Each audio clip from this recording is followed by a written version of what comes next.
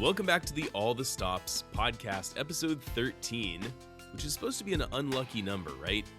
I don't get that. I always loved the number 13. It just looked cool to me. I wanted to be 13 years old, and it just feels right. I don't know what it is. Anyway, this episode is far from unlucky. It is, in fact, a very lucky episode. We have a wonderful guest on today. It's Dr. Caroline Robinson, famous concert artist, recently joined the University of Michigan School of Music, Theater, and Dance as assistant professor of organ. Before that, she was organist and associate choir master at the Cathedral of St. Philip in Atlanta, Georgia. And gosh, she does so many things. She's got a doctorate from Eastman. She went to Curtis for her undergraduate. She's an amazing presence. She has fascinating thoughts about the organ and the organ world. And my God, you've got to hear her play. Active concert career, but we get into a lot of interesting topics today. We certainly talk about her path and what led her to sacred music and then to academia. But I think my favorite segment is the final one, where we just talk about where things are at the moment and how you build hope, how you build the future that you want to see. Really uplifting, exciting episode, and I'm very excited for you to see, now that we're a video. Her background is the coolest background we've had yet. She has a literal pipe organ behind her. For audio listeners, there's this light descending from above. It looks like she's in the celestial clouds. And then there's this gorgeous pipe organ in the studio there in Ann Arbor. So enjoy that. Let's jump right into it. Oh, and before we do, a shout out again. Thank you to everybody who has jumped on in support on Patreon. If you have it in your budget to help us out a little bit, patreon.com/allthestopsmedia. Just throw a couple bucks our way. It will help so much to cover all of these subscriptions and all the things that are needed to make the show happen. I'm really appreciative of that. And if you do, you'll get ad-free versions of the show. And then we're going to be rolling out some special content on there as well. Also, thank you to people who've written in to info@allthestops.com. I want to read some listener thoughts and inquiries in upcoming episodes. So if you want to write in, please do. Anyhow, without any further ado, Dr. Caroline Robinson.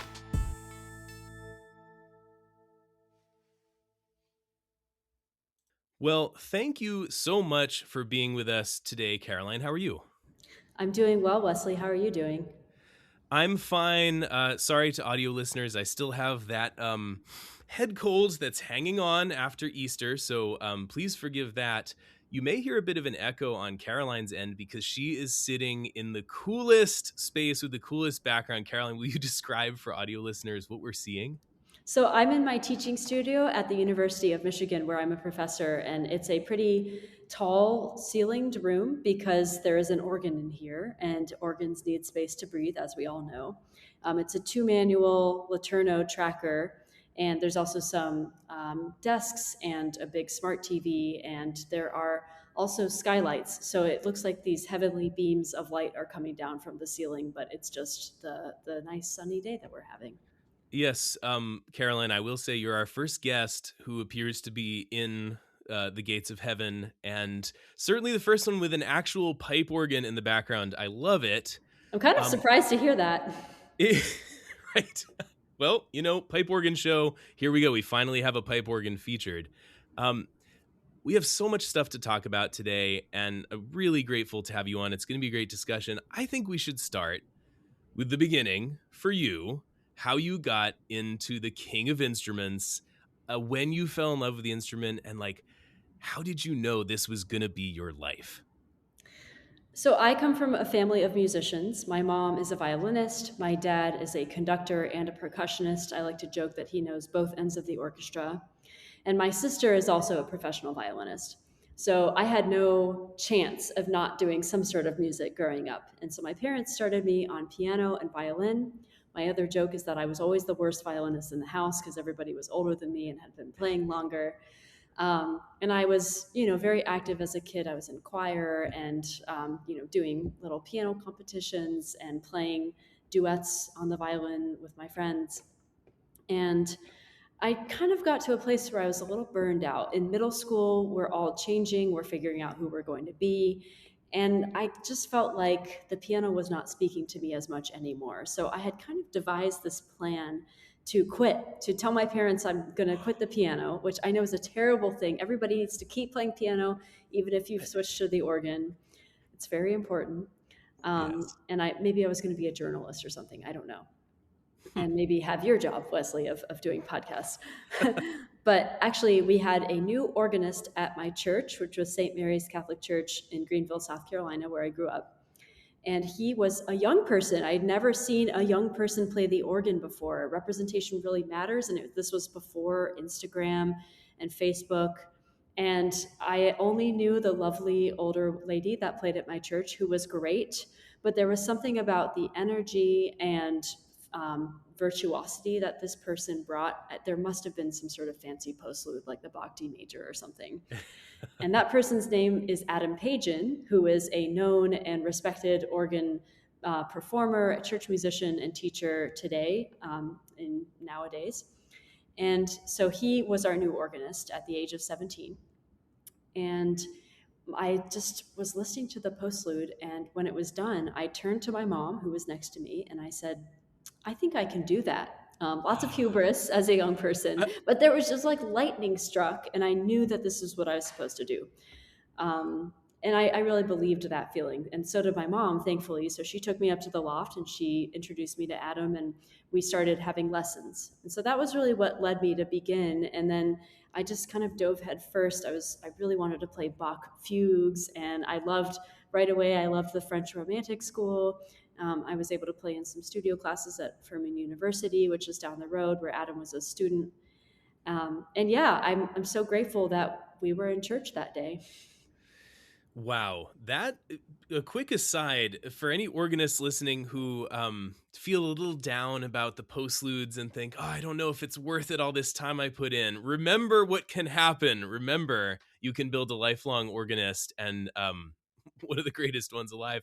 Caroline, when did this kind of grow into like, okay, I'm going to go to conservatory and I'm going to go to music school, and this is just what it's going to be for me? And tell people about kind of your story. Where'd you go to school, and how did it all go for you? Well, just like you, Wesley and I know each other from probably the Oberlin Organ Academy in 2007. We just determined that. So a big part 19 of years ago? Am I doing it right? 19 yeah, years ago? 19 years ago. Oh no.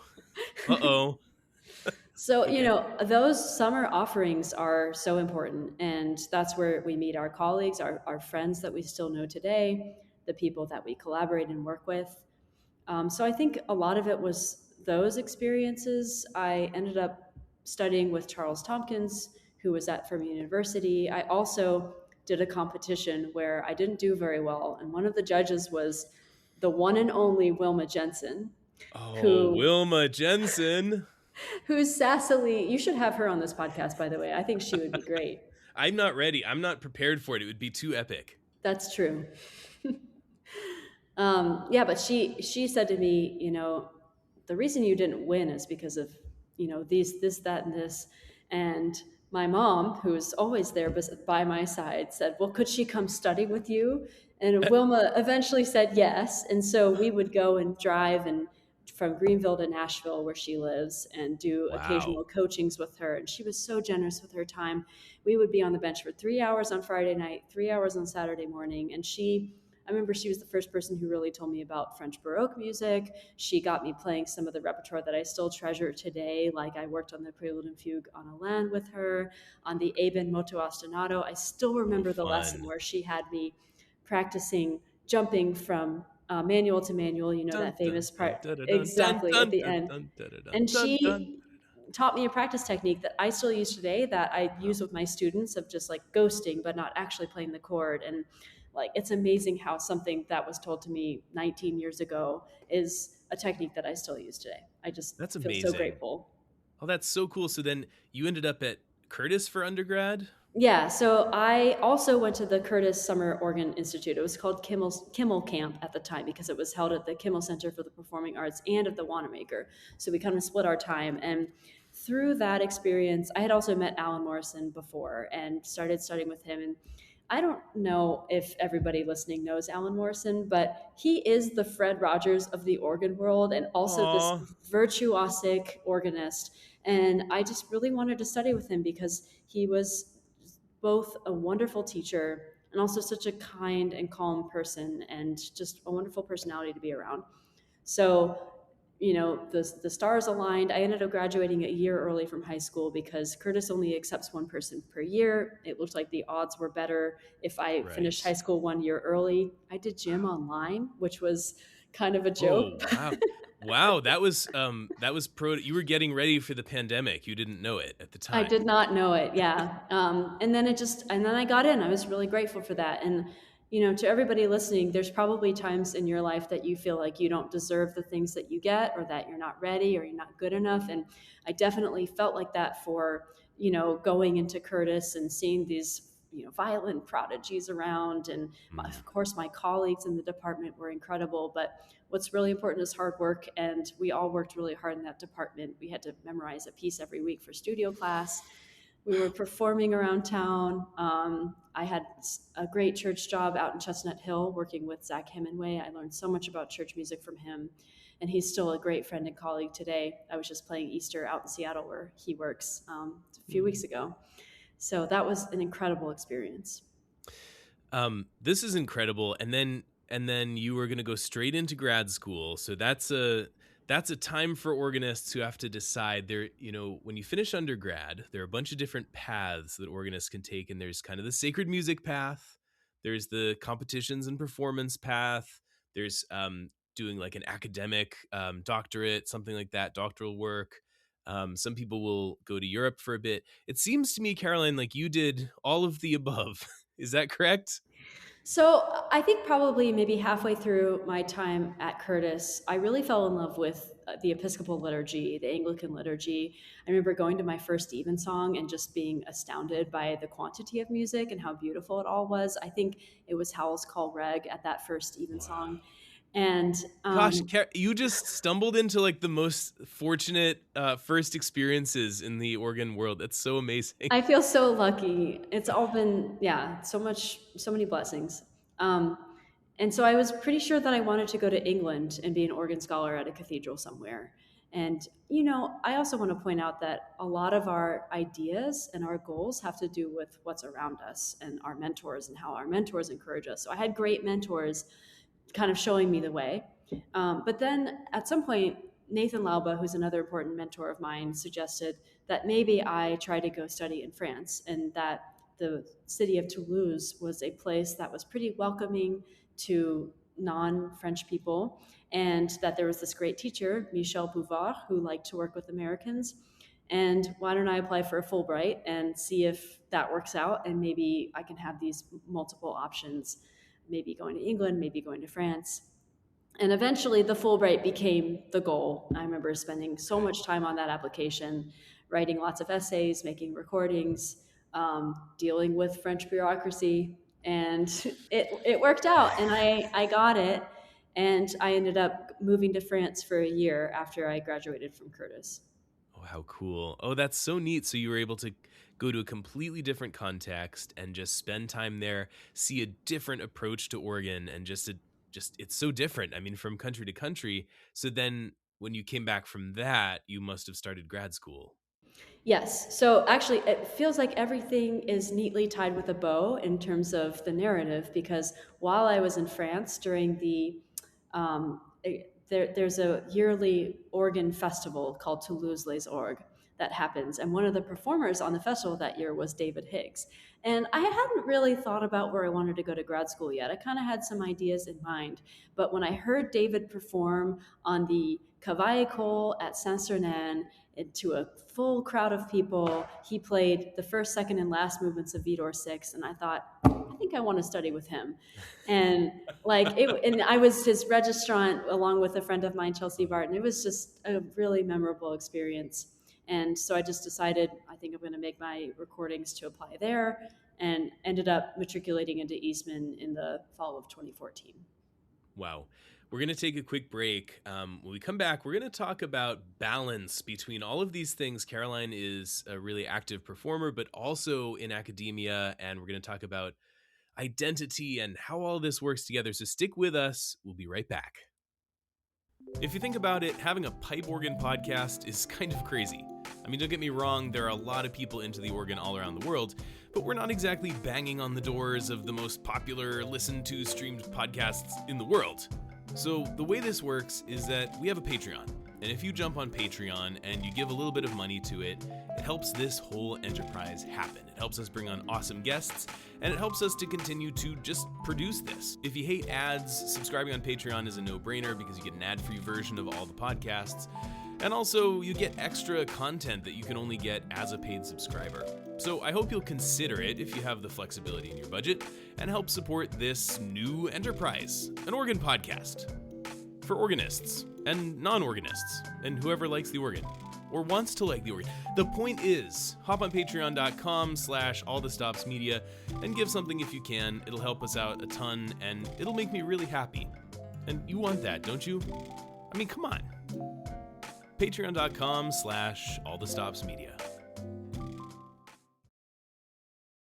So then it was grad school, and now you are teaching, and some people might describe your, so forgive me here, but some people would probably describe what you do day to day as the dream, like the end game that a lot of people in our cohort as organists would have said, if I someday achieve all of my goals and everything works out perfectly, maybe I could have a shot at doing what you do day to day. You perform, you teach. Can you tell us, like, what is your life like teaching students, traveling around the country, playing? Like, just what is it like to be Caroline Robinson, the organist? Well, I would be remiss if I didn't mention where I was before I came to the University of Michigan, which is the Cathedral St. Philip in Atlanta. I worked with Dale Ottoman there and a host of incredible singers and musicians and clergy. That was an incredible place. I loved it. We made amazing music there, and I learned so much about myself. I got to learn a lot of repertoire and work with choristers doing teaching there. So I loved that job. And when the job position at University of Michigan came open, I thought, well, I'll just toss my name in the hat and we'll see what happens. If nothing else, I'll get practice applying for academic jobs, because throughout my time in grad school, I just realized that the teachers that I've had are so amazing, and I've had such a privilege to work with them. And I wanted to keep sharing what they've given to me. And I also feel like lifelong learning, it should be a goal for everybody. And I find that I learn most through conversation and through action. So in the little bit of teaching that I did in grad school, including one-on-one with students and also in the theory classroom, I realized that even though it's a ton of work and it can be really exhausting, and it's a very giving thing to do, I found it really rewarding. So I kind of had that goal in mind, even though I was really happy at the Cathedral St. Philip. I think it was a good problem to have, but still hard. And so I ended up getting this job. My colleagues here are Nicole Keller, who is the other organ professor. Tiffany Ng is our carillon professor, and Joseph Gasho is early music, early keyboards, harpsichord. He also curates a cool collection of rare instruments, and we are the organ department. It's a really multifaceted department, and I think that's what makes us really strong, because we have all these ways of collaborating outside of just the walls of the organ hall. So kind of my day-to-day life, I am currently building my studio. So I only have a couple of majors right now. They're great, by the way. I love working with them. I also this semester had 17 non-majors. So 17 yes, non-majors? yes. I actually was just Wow. teaching all afternoon before meeting up with you. Congratulations. That's And incredible. yeah, what I love about working with non-majors is that they bring something different to the table because they have such a variety of experiences and interests and backgrounds. So, today I worked with a nursing major, medical anthropology, one of my majors, and they all bring different perspectives that help me to learn and grow. And so I love it. And also they're doing it because they really want to. And there's an element of fun to the lessons and a lot of flexibility. The other things I do, I teach courses within our department. So this semester I taught a creative hymn playing class. We just had 5 people in that class, and we had a lot of fun working with different skills of types of introductions, We worked on how to create a reharmonization, descants. We talked about interludes. They worked with a trumpeter for their final exam, Hmm. which was a hymn Sure. festival at a local Yeah. church. That was super exciting. That was just a couple of days ago. The other things I do are kind of what you would expect a professor to have to do. I serve on committees.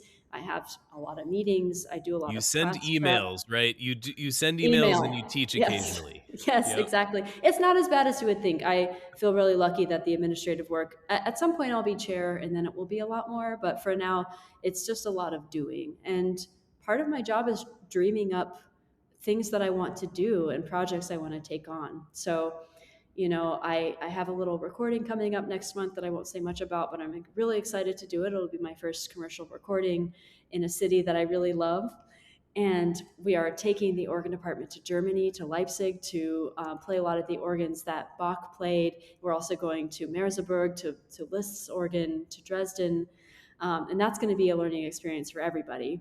And just coming up, being tasked with creativity feels like such a gift. And sometimes it feels like a really big responsibility. But I think the more I practice it, the more I'll get good at it. A friend recently said that she makes a regular habit of practicing creativity, and I really love that. I love that. Making a regular habit of practicing creativity. That's brilliant.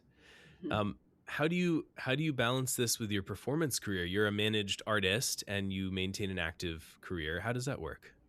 So the performing can be kind of as much or as little as I want. Of course, it depends on who asks, who invites, and if it works with my schedule at the university. I had a funny situation my first semester where I was invited to give a recital in China. And I was in China for 2 days, which was actually shorter than the amount of time I spent traveling. It's just how it Oh, goes wow. sometimes. But I think I am pretty meticulous with time management when I can be. Sometimes I just need to do nothing or scroll, but I try to really schedule my practice time as though it's a meeting that I have to attend. And I try to make really realistic goals of today I'm just working on these two measures in the Duraflay Krauter, or today I'm going to revamp a piece that I haven't played in 8 months that is for a recital in 2 weeks. And one of the things I have to do that also I encourage my students to do is always practice really efficiently. So no faster than you can play the notes correctly, which takes a lot of discipline. It's really hard to do that. I'm not always perfect at it, but it means that when I go back to revive that piece I haven't played in 8 months, it's ready to go. And this as a church musician, you've got your preludes and postludes that you take out maybe once a year, maybe once every 2 years. And if you've done the work when you learn the piece, it's ready for you to be unearthed in time for Pentecost or whatever. It is always a struggle. I appreciate that, hearing you say that practice what you preach is a challenge for everybody. And man, I teach the students at the engineering school here, WPI, and I'm kind of at that. I'm saying these things daily and thinking, oh man, do I do this when I practice? Yep. But it does make me a better performer. It makes me a Yeah. better player too. I'm sure you've found that. This is so fascinating. We have so much more to talk about. We're going to take our final break today, but we'll be back for so much more. Stick with us. You know, Anitra, they say the organ is the king of instruments. They do. And given that the king of instruments is the inspiration for all the Stops media, maybe this podcast network is the king of networks. It's possible. What I do know is that people who like organ or church music or classical music or whatever they're currently listening to on this network are pretty smart people. Yep, but smart people don't know everything. And that's why it's helpful that people like us make podcasts to talk about the things we know a lot about. Because we know smart people are smart, so we can help them be smart about more things. In our case, board games. You got it. We're Andrew and Anitra, married parents of 3, and for 10 years we've been talking about playing games with our kids and encouraging you to play games with the kids in your lives. And don't worry, even if you don't know what games are out there, it's more than just Monopoly. Almost 2,000 games come out every year. We're here to tell you all about it. Because we know smart people like organs, but they also probably like board games. You can find the Family Gamers podcast wherever fine podcasts are sold. And all over social media at Family Gamers AA. So we'll see you there, and play games with your kids. You and I were part of the same cohort of of young organists. And I think we kind of came of age into the same organ world. My experience, and again, I'm from New England, where no one goes to church. And, New England is one of the least religious places in the Western Hemisphere. You're from the Southeast, where people were in churches. But the story through the 90s and aughts and into the teens was like, this is it. Church is dying and the organ's on its back foot. And oh no. And you all have to save the organ. Did you kind of get that sense as well of you're the future? Definitely. There was a lot of doom and gloom, and there still is. People will come up to me at concerts, after a standing ovation and a full house saying, so the organ is dying, right? And I'm like, excuse me, not from what I just heard. Yes. Yeah, it's a little bit strange because I think you and I were just talking at the break about how actually we see more people coming to church. We have people coming to concerts, and we have a lot of people the Anna Lapwoods, the Wesley Halls of the world, bringing the organ to people on all corners of the earth. So I don't really agree with those naysayers at, this or that concert saying the organ is dying, right? That is so fascinating. It shows you how much like the PR of something can really stick with people. This is a weird example, but sometimes things will shift and they're just lags behind till people kind of realize like, forgive this kind of geopolitical aside, but there was a time where everyone talked about the US's dependence on foreign oil. And then there was the fracking, there was the natural gas revolution. And then the United States became a net exporter of fuel to the world. But people still said for like 10 years, what we need to do is reduce our dependency on foreign oil. And I know it's a weird example, but the organ is back, baby. Like the organ is so cool and people know about it. Like I've mentioned this before, but as near as I can figure, we're talking about minimum 3 million online interactions per week with pipe organ content online. 3 million minimum per week. That's incredible. And thank you, Wesley, week, right? for what you are doing. Thank you. Well, oh my God. I mean, yeah, I'm a small piece of this. Like there are tons of creators making all this kind of stuff. That's just another on-ramp to this incredible world.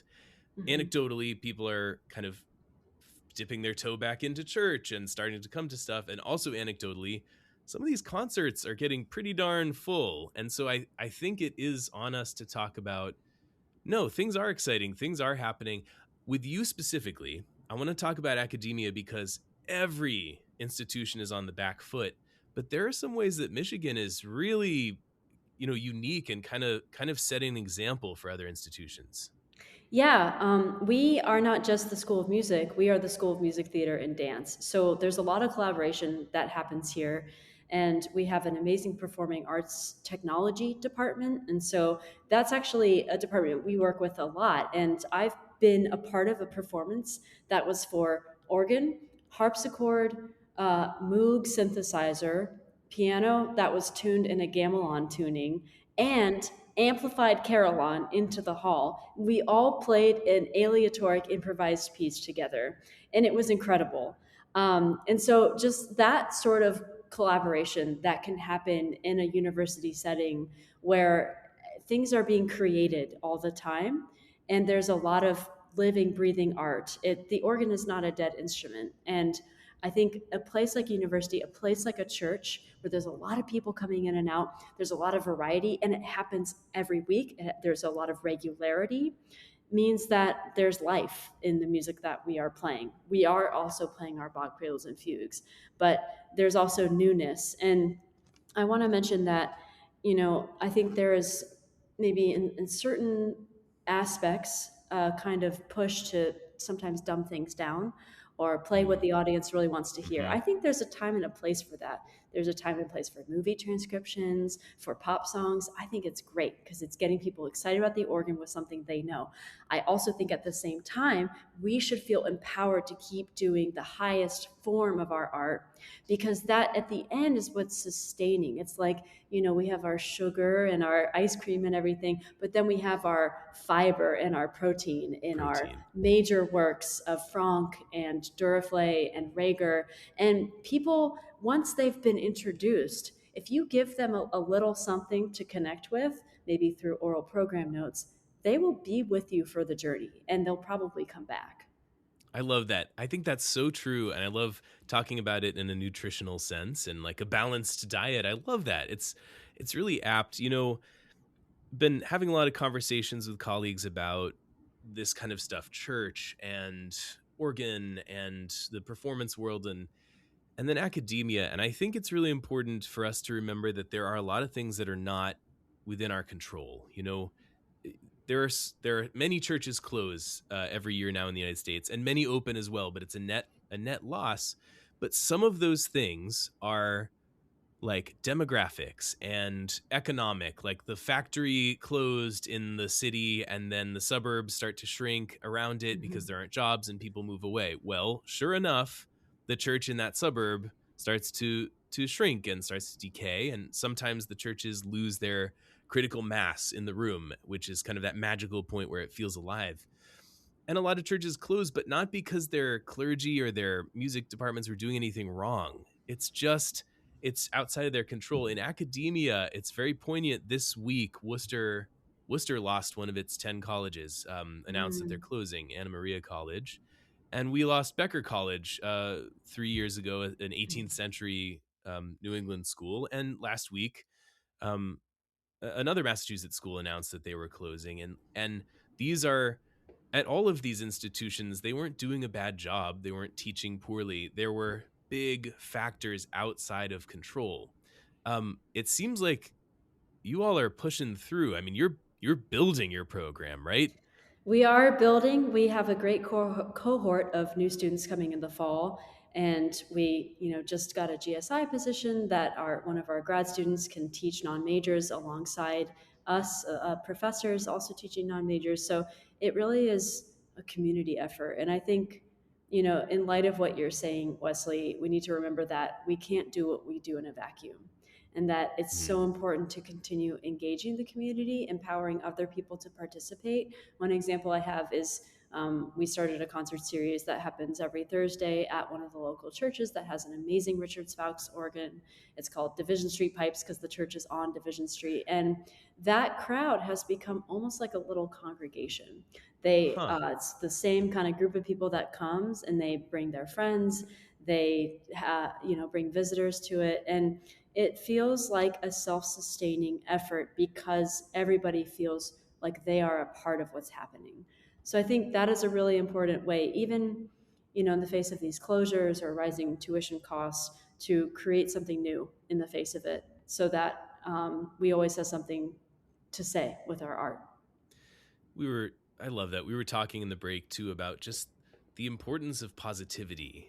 And we don't know the future. Like no one knows the future, but if you decide that it's dark and it's negative and you continue that energy, like yeah, you'll make it as a group, you'll make it a dark future. You have to believe Mm-hmm. in stuff. And now let's say I'm feeling older these days. I was born in the 1980s, at the very end there. And as we said, every decade, well, this is it, and no one's going to go to church anymore, and the organ's going to die. Well, that wasn't the truth. It's false. And I think there were people holding out hope the whole time. And so I don't know. You said a few things about sort of staying positive, and that was really encouraging to me. What would you say to young organists today who might be like, I don't know, the kids that we were, at that time, 12, 13, hearing this music for the first time, maybe seeing Anna online, maybe going to a concert? What would you say to them to sort of encourage them? Well, I would say that you are the future, and we need you. The world needs your music. The world needs your energy. And not that it's your responsibility to fix things that are wrong, but art and music are so uniquely human. And the only choice we have is to keep perpetuating it and playing the old masters, working with composers to create something new, improvising and composing yourself. Everybody can create beauty. And I think if we focus on that being the priority, along with community, so like this ideal beauty, and beauty can manifest in many different forms, right? And also community. I really think that's like the solution. I don't mean to sound Pollyanna-ish. We were talking in the break about how it's not like a surface level, everything's going to be fine without action, but a true belief in the mission of being musicians, of being collaborators, of being creators, and then doing the work, right? Like doing your slow practice, doing your follow-up emails, going to concerts even when maybe at the end of the day you want to stay home, but showing up. I think an important part of community is showing up. So, and I could do better at all these things myself. We're all works in progress, right? But yeah, I think believing in what you're doing is really important. Thank you for being so generous with your time today, Caroline. I love, you have a wonderful just way of phrasing these ideas. And I'm feeling, I mean, at the end here, I'm feeling all hyped up, like, yeah, that's right. Like I just heard a locker room speech before we get out there and teach the organ. Thank you so much. And is there anything you'd love to kind of shout out? Do you have any immediate concerts? I know you can't talk about your recording yet, but anything you'd like to shout out for people? Let's see. I just came back from one over the past weekend, and then we have the recording. But I'm playing at the Association of Anglican Musicians Convention in Atlanta in June at Peachtree Road United Methodist Church, and that should be a really good time. And I'm looking forward to some concerts in the fall that I'll be sure to publicize so people know about them if they're in their city. What's your website? It's CarolineRobinson.net, but probably a better one is just going through Karen McFarland Artists, because I think the concert dates are populated a little bit sooner on there. Thank you for being so generous with your time today, Caroline. Thank you so much for having me, Wesley. It's great to talk to you, and thanks for everything you're doing for the organ world.